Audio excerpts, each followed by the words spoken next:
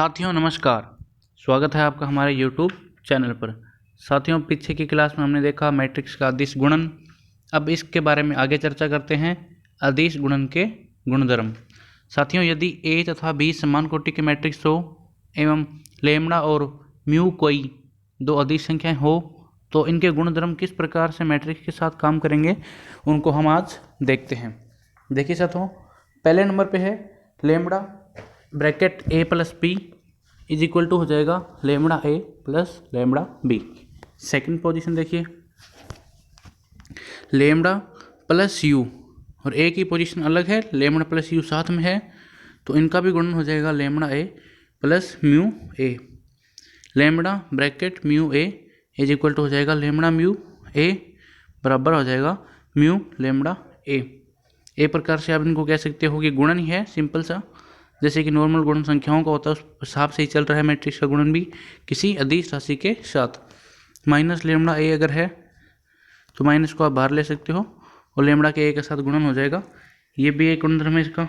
या फिर लेमड़ा अगर बाहर लेते हो तो माइनस ए आपका मैट्रिक्स रह जाएगा, वो तीनों चीज़ें बराबर होंगी।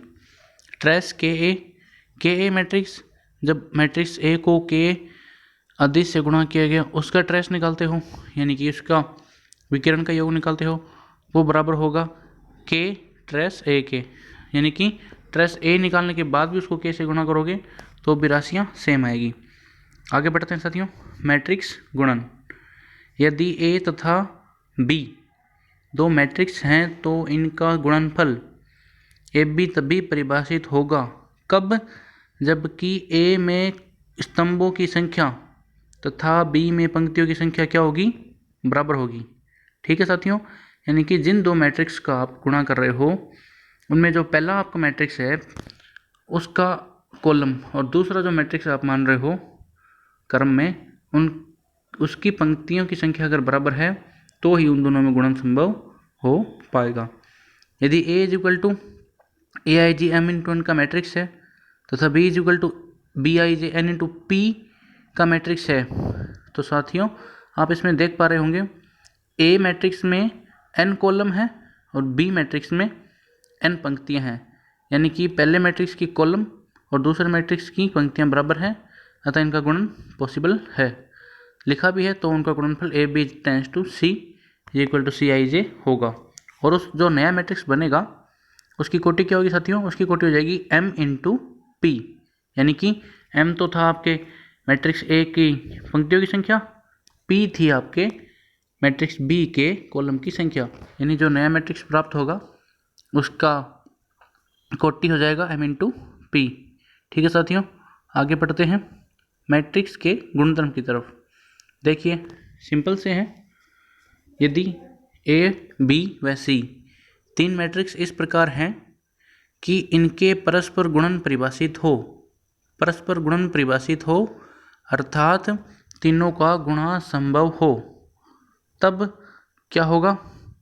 और देखो गुणा के लिए एक चीज़ ये भी है कि सबसे पहले आपको ये देखना होगा कि आपके मैट्रिक्स की कॉलम और पंक्तियों की संख्या बराबर है या नहीं। अब इनके गुणधर्मों को देखते हैं।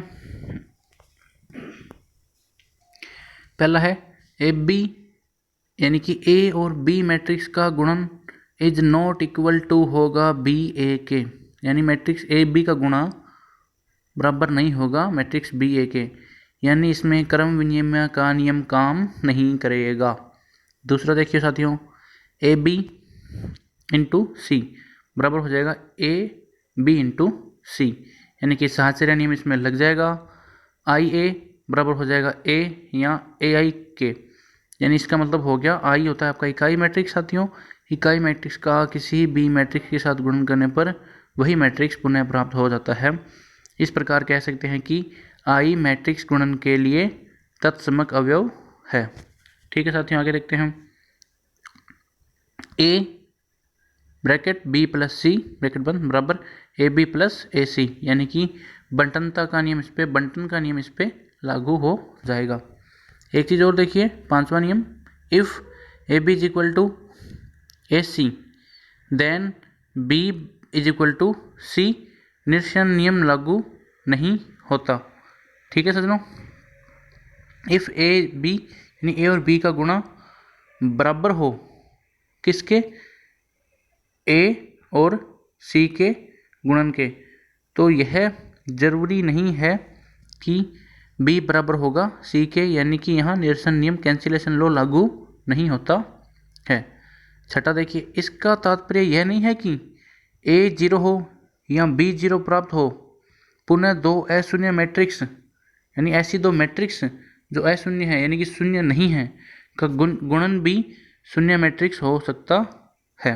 सातवां नियम, ट्रेस ए बी यानी कि ए बी दो मैट्रिक्स हैं ए बी, उनका गुणा करके उनका ट्रेस निकालिए, वो बराबर होगा बी और ए के गुणन के ट्रेस के।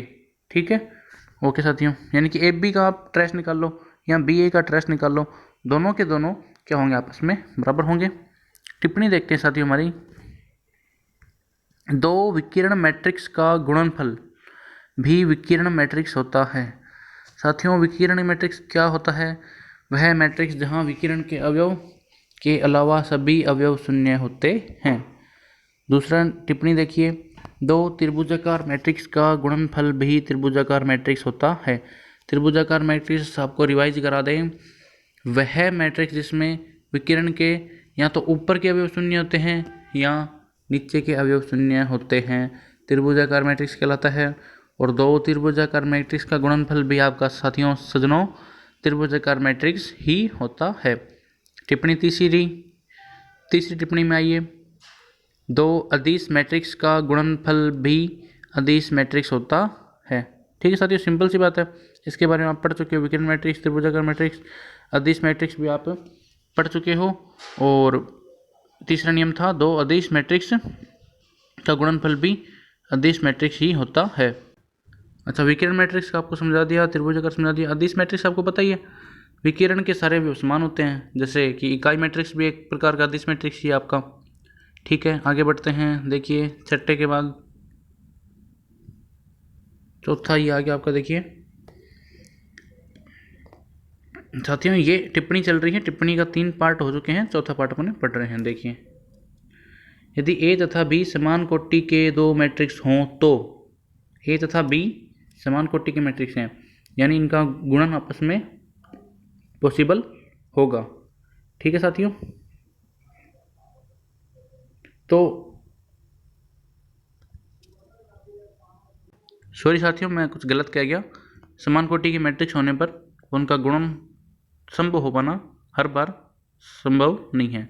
ठीक है, देखते हैं, यदि ए तथा बी समान कोटि के मैट्रिक्स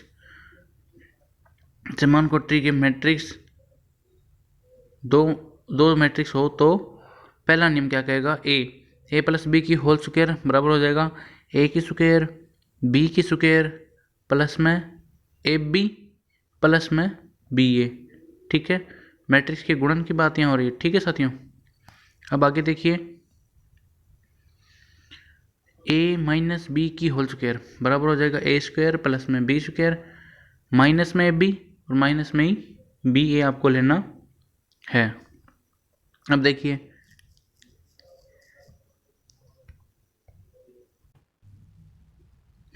आगे देखिए, सी नंबर, ए माइनस बी ए प्लस बी बराबर हो जाएगा ए स्क्वायर माइनस बी स्क्वायर। ठीक है सज्जनों, प्लस में ए बी माइनस में बी ए। ये एक प्रकार से ए प्लस बी के होल स्क्वायर वाले ही नियम चल रहे हैं, आपको यहाँ दिखाई भी दे रहा होगा। डी पे आते हैं, A plus B A minus B is equal to A square minus में बी स्क्वायर माइनस में बी प्लस में बी है। ठीक है साथियों, सेम नियम, ए ब्रैकेट में माइनस बी, इसका हो जाएगा माइनस ए ब्रैकेट बंद बी बराबर माइनस ए बी। ठीक है, माइनस को आप एक संख्या के रूप में मान लो, अदिश, उसको अंदर बाहर किया जा रहा है, उसमें किसी प्रकार की परेशानी नहीं है। 6.2 में आइए सज्जनों, मैट्रिक्स की धनात्मक पूर्णांक घातें। मैट्रिक्स ए की धनात्मक पूर्णांक घातें तभी परिभाषित होंगी जबकि मैट्रिक्स ए एक वर्ग मैट्रिक्स हो। वर्ग मैट्रिक्स आप समझते हो, जिनकी कॉलम और पंक्तियों की संख्या बराबर हो।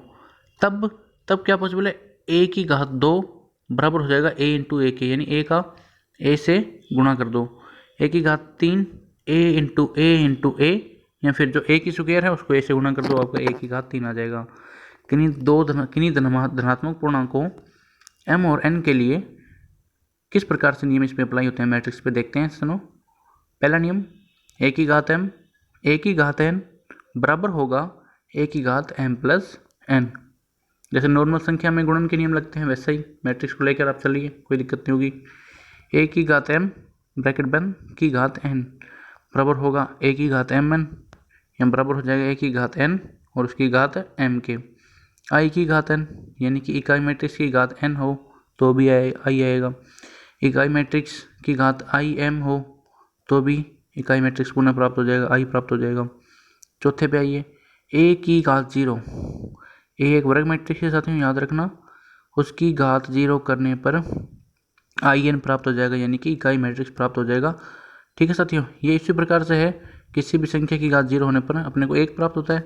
यहाँ किसी भी मैट्रिक्स की, किसी भी वर्ग मैट्रिक्स की घात 0 होने पर in यानी कि इकाई मैट्रिक्स प्राप्त हो जाएगा, जहाँ a कोटि n का वर्ग मैट्रिक्स है।